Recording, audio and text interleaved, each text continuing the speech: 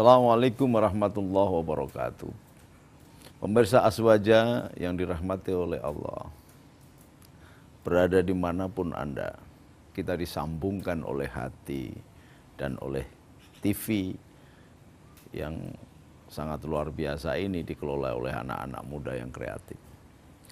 Berbicara tentang Aswaja, sudah banyak yang saya katakan.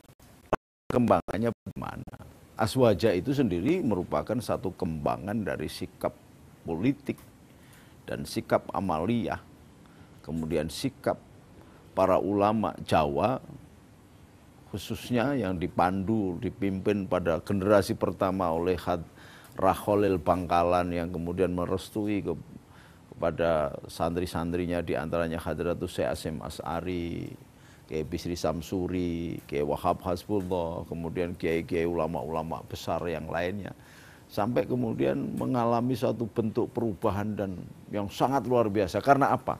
Karena Aswaja memberikan daya kenyal di dalam berjuang, memberikan kelenturan yang bisa menerima siapa saja, memberikan peluang kepada siapa saja untuk bisa berbuat baik. Ini yang berbeda dengan paham-paham yang lain. Aswaja itu sangat sederhana mengaplikasikan syariat yang dibawa oleh Rasulullah SAW.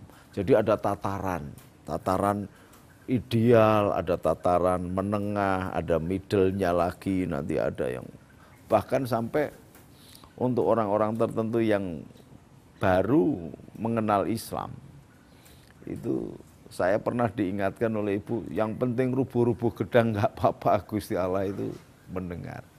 Nah, tawaran dari konsep syariat yang tidak kaku inilah yang kemudian memberikan perkembangan yang sangat luar biasa. Betapa seorang Sunan Kudus misalnya, ketika melihat jamaahnya tidak mau masuk masjid, atau kemudian sudah mulai masuk masjid, atau kemudian semakin mencintai masuk masjid, ada hambatan lidah yang harus diucapkan oleh orang Jawa. Maka ketika mengucapkan Bismillahirrahmanirrahim, tidak bisa cukup Sunan Kudus mengatakan besek semeleh, sama saja. Makanya jangan heran kalau kemudian ada nama Faizin di desa menjadi Paitin. Jangan heran kalau kemudian namanya Fauzan harusnya, tetapi malah kemudian terkenal dengan sebutan Paijan.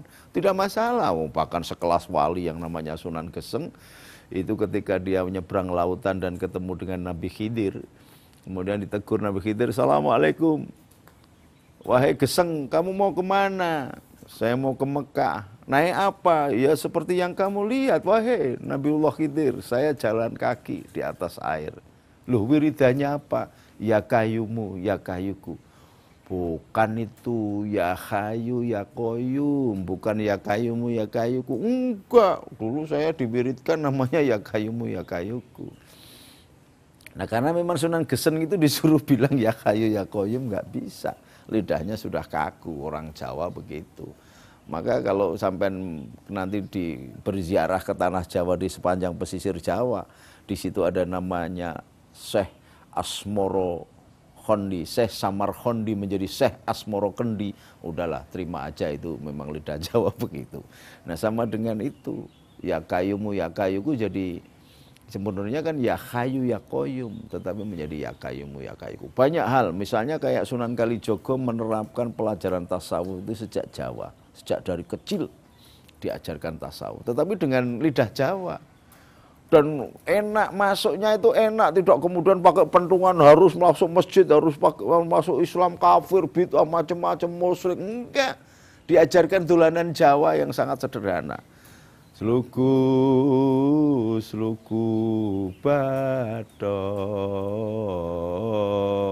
badok ela elo, si Romo menyang Solo oleh payung muto, Pak Cendit lolo lobah, wong mati ora obah, nek obah medeni bocah, nek urip golek duit. Ini kayaknya dolanan anak-anak. Padahal ini ajaran tasawuf yang sangat tinggi.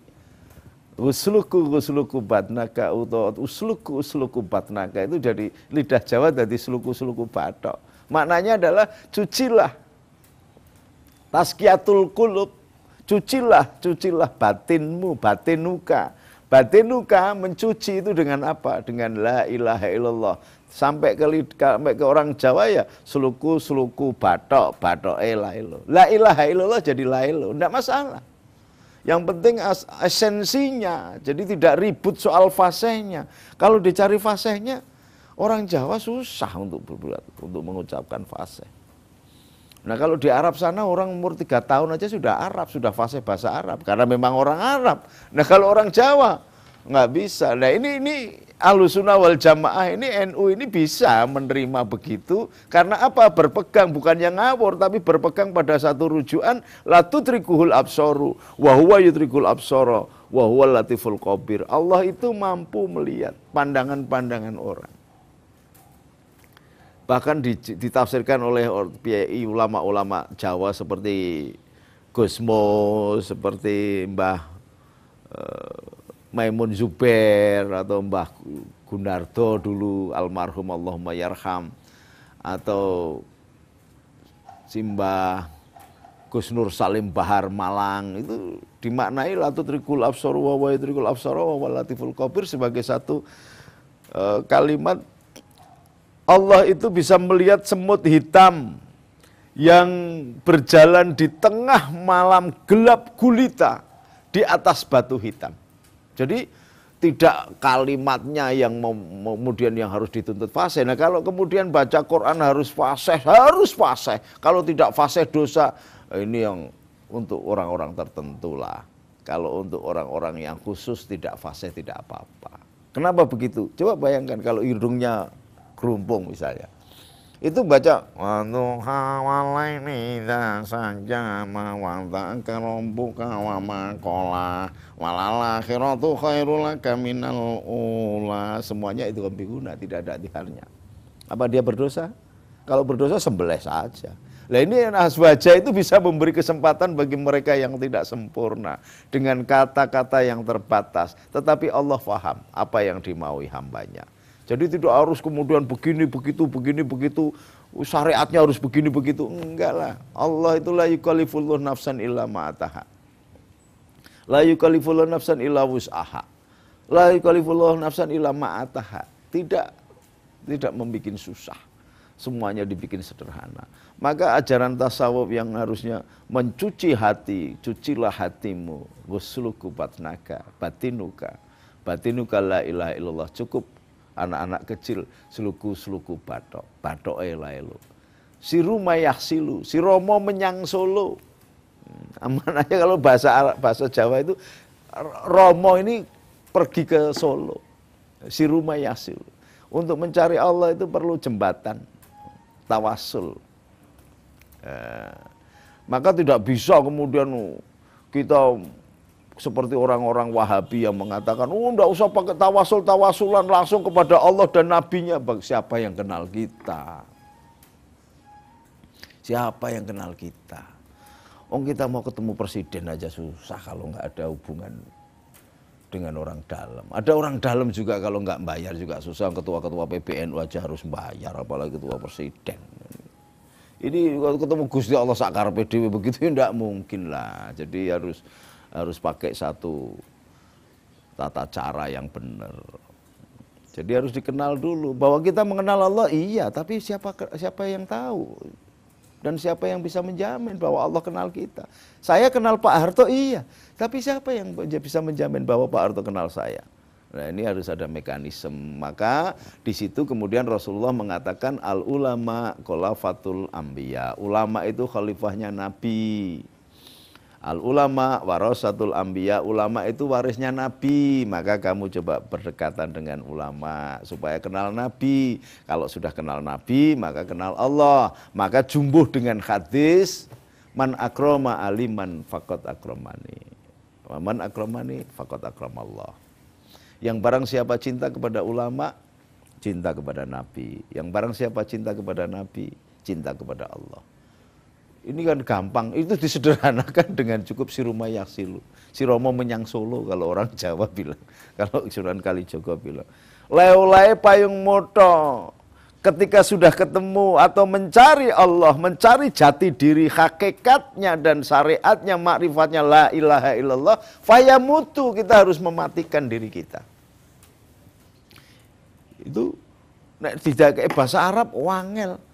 Leo-leo payung moto, sudah gitu ada orang sudah paham. Itu padahal la ilaha illallah fayamutu, untuk mencari Allah, mencari keagungan Allah, maka engkau harus mematikan dirimu. Karena apa? Maka Rasulullah mengatakan jihadul akbar adalah jihadul nafas. Jihad yang paling besar adalah jihad kepada diri sendiri. Maknanya adalah mematikan egonya. Ketika ego kita terlalu tinggi, jabatan kita yang luar biasa diagung-agungkan, semua gemebiar dunia ini kita kemukakan, itu justru menjadi hambatan, menjadi barrier entry untuk kedekatan kepada Allah. Maka ini harus disirnakan baru ketemu dengan Allah. Tetapi ya jangan sembarangan gitu lah. Ini sekarang banyak sekali orang yang tidak ngerti ilmunya kemudian mengatakan tasawuf itu, wah saya sudah yuhud, wah.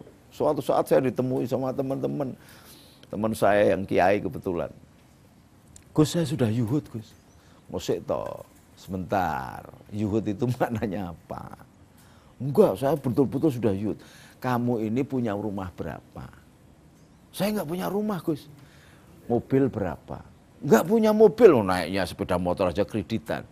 Lah kalau rumah belum enggak punya, mobil enggak punya, duit enggak punya juga, Gus, itu namanya bukan yuhud, itu balong kere. Nah ini salah kaprah dalam tafsir agama. Kalau balong kere itu tidak yuhud, memang pawaan kere. Yuhud itu punya harta banyak, punya kekuasaan, punya uang, punya pangkat, kesempatan, peluang, fasilitas. Tetapi semua itu hanya terbatas kepada di tangan dan diri.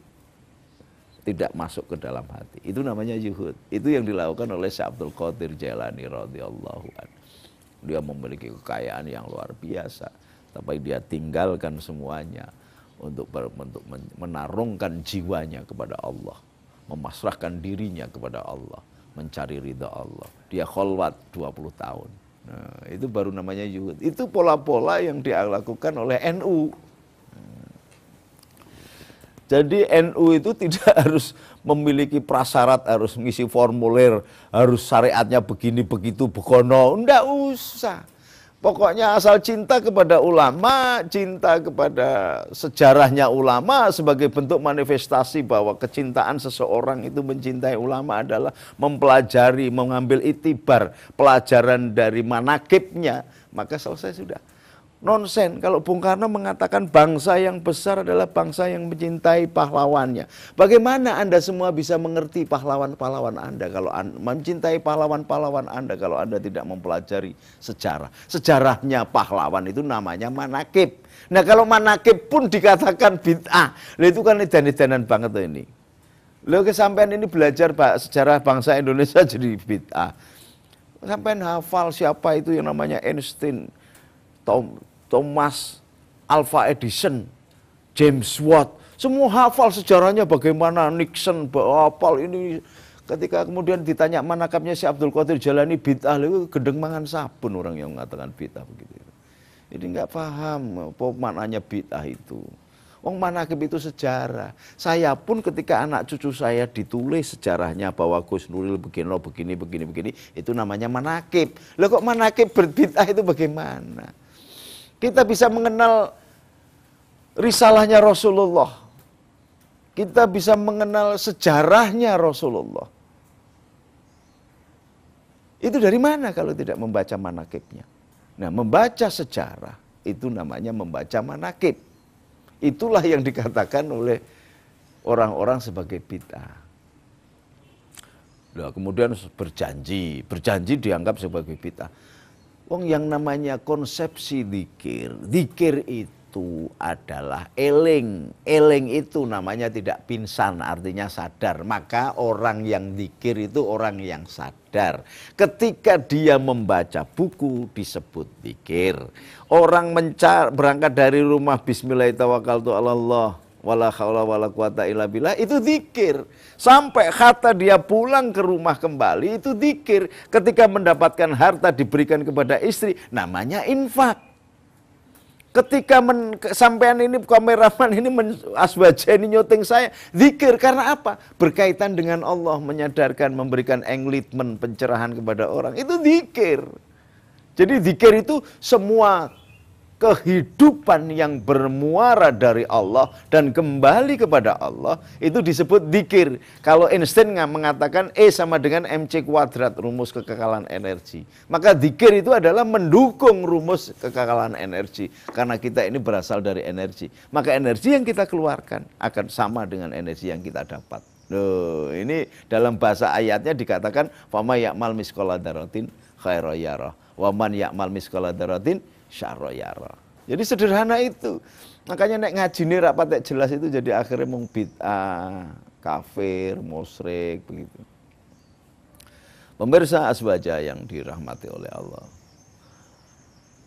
Dulu Sayyidina Imam Syafi'i itu gurunya sampai ratusan orang. Dia berani mengeluarkan fatwa setelah dia mendapatkan reskir dari 70 ulama besar. Baik yang di Basra, di Mesir, di Mekah. Beliau sendiri berasal dari Mesir, tetapi akhirnya Imam Malik, Imam Syafi'i akhirnya tinggalnya di Mekah. Dia keturunan suku Quraisy, tetapi gurunya ratusan. Tradisi berguru dengan ulama-ulama mendatangi itu sekarang dibakukan dalam tradisi bentuk pesantren. Kemudian karena terlalu sibuknya zaman sekarang, maka muncul tradisi baru namanya pesantren kilat. Saya kadang-kadang berseloroh sama kiai-kiai kayak Gus Mus kayak dulu, sering ngobrol dengan Gus Dur. Lah ya Gus, pesantrennya pesantren kilat, nanti munculnya kalau sudah lulus santrinya ya santri bledek, jadi mulutnya aja yang kenceng-kenceng karena syariat tidak begitu paham, tapi sudah mulutnya kenceng-kenceng mengkafirkan orang. Iya Gus, ini ada aja pesantren kok pesantren kilat. Ya itulah fenomena kehidupan. Tetapi NU bisa mewadahi yang begitu-begitu. Bahkan di sini besok tanggal 4 itu kita mengadakan kegiatan berbagi kepada semua agama. Nah ini tradisi inilah yang namanya aswaja. Maknanya adalah melihat seseorang bukan perbedaan agamanya, tetapi esensi kemanusiaannya. Karena Rasulullah sendiri juga pernah ketika didatangin oleh Raja Najasyi dan utusan-utusan dari Najasyi dipersilahkan. Monggo mau sholat di masjidku atau mau beribadah di rumahku. Itu Rasulullah. Nah kalau sekarang kita katakan bahwa orang beda agama kafir kemudian najis, lah kan kacau itu. Kacau ini. Apalagi kemudian menafsirkan dengan tafsir-tafsir yang sangat dangkal. Jadi kalau ketemu dengan orang kafir maka singkirkanlah. Lah piye begitu itu. Lewong istrinya Rasulullah sendiri yang namanya Maria Kiptiyah juga orang Kristen. Maria Kiptiyah itu adalah hadiah dari Raja Mesir dan itu beragama Kristen Koptik. Yang bahkan sampai dengan sahabat-sahabat Nabi diberikan pesan jangan orang Islam mengganggu orang-orang Kristen Koptik. Ini berasal dari Maria Kiptiyah. Maka ketika kemudian Ikhwanul Muslimin di Mesir itu menyerang Kristen Koptik, ini tidak menghargai Nabi, memandang remeh peringatan Nabi, dan tidak mencintai Nabinya. Maka akhirnya melahirkan kerusuhan yang tidak pernah selesai di mana-mana. Nah tindakan-tindakan yang model begini ini kemudian berkembang sampai ke Indonesia juga. Maka muncul gerakan jilbab yang berlebihan. Dulu mah orang pakai jilbab, pakai kerudung biasa saja, nggak masalah. Tidak harus kayak pentol korek begitu. Dulu ulama-ulama itu pakai kerudung biasa, nggak harus dikerubuti kayak pentol korek. Nggak begitu. Yang paling dijilbabi itu hatinya, bukan kepalanya. Kalau sampean ke daerah Balat sana, di Jeddah sana itu ada Balat, orang pakai kerudung semua, tapi lonte semua, pelacur semua. Apa begitu? Bukan. Yang kita jilbabi adalah hati kita. Niatnya adalah karena ingin menutup aurat. Jadi percuma saja kalau pas puasa gini kan hampir semua bintang film yang seronok-seronok kemudian pakai jilbab, pakai ini. Kemudian juga ngeteng juga, maka muncul ada surat Anas, kemudian ayatnya ayat Hambalang, kemudian ada surat Anisa, ayatnya Vitalia dengan udah just 300 juta. Ini yang karena hanya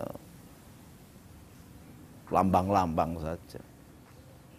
Semula bang koruptor, tiba-tiba begitu urusan dengan KPK terus pakai jilbab, pakai kerudung, ini kan sontoloyo namanya. Jadi bukan begitu yang kita mau. Jadi ada kejujuran hati, tidak kemudian pakaiannya. Pakaian itu kan hanya penutup, topeng saja. Tetapi harus kita pakai jiwa, keimanan, roh, agama, keyakinan, dan semangat perjuangan kita. Pemirsa Aswaja, banyak tafsir karena memang Aswaja adalah sikap dan tradisi, strategi, konsepsi, penelaahan agama di dalam amaliyah yang dimunculkan oleh gerakan Nahdlatul Ulama atau kebangkitan ulama tanah air. Maka Aswaja tidak bisa lepas dari semangat patriotisme. Bahkan dari ajaran Aswaja inilah memberikan motivasi bagi semua ulama dan warga NU untuk menjadikan dirinya sebagai patriot bangsa yang sejati. Maka hubul waton minal iman, cinta tanah air sebagian daripada iman, itu sudah menjadi kehidupan sehari-hari. Tidak usah dulu dilakukan penataran P4. Yang warga NU pasti Pancasilais. Warga NU pasti patriot. Pasti pembela tanah air. Enggak usah harus begini, begono begini, enggak usah. Yang namanya orang yang mengenal Aswaja pasti dia patriot sejati. Nah, ini yang banyak tidak diketahui oleh orang lain. Banyak diketahui oleh masyarakat. Konsep Aswaja adalah hubul waton minal iman. Maka ketika dalam satu dialog tertentu Hadratus Syekh Hasyim Asy'ari pernah ditanya, apakah kita perlu membentuk negara Islam? Oh, tidak perlu. Sepanjang kita sudah bisa melaksanakan peribadatan Islam, kita tidak perlu membuat negara Islam. Tetapi ketika di satu negeri yang tidak Islam itu kok diserang oleh orang lain, maka semua umat Islam berkewajiban dengan jarak 90 kilo ada fardu ain untuk membela bangsa dan negaranya. Loh, ini patriotisme. Jadi semangat bernegaranya begitu. Jadi Aswaja itu yang kemudian melahirkan konsepsi-konsepsi berbagai perang heroik. Mulai yang pernah sering saya katakan, itu perang munculnya Hari Pahlawan. Munculnya penaklukan tentara sekutu. Kemudian pemberantasan PKI itu. Dan gerakan Aswaja ini pula lah yang kemudian melahirkan Nahdlatul Ulama untuk kembali kepada khitah, tidak berpartai lagi. Dia cukup menitipkan kader-kadernya di semua partai. Dia menjadi garasi besar dari kendaraan-kendaraan yang bernama partai. Makanya siapapun yang memimpin bangsa ini tidak masalah, dan ketika ditanya pasti dia orang NU. Karena jumlah orang NU ini dari 80% penduduk Indonesia yang beragama Islam, 80%-nya orang NU.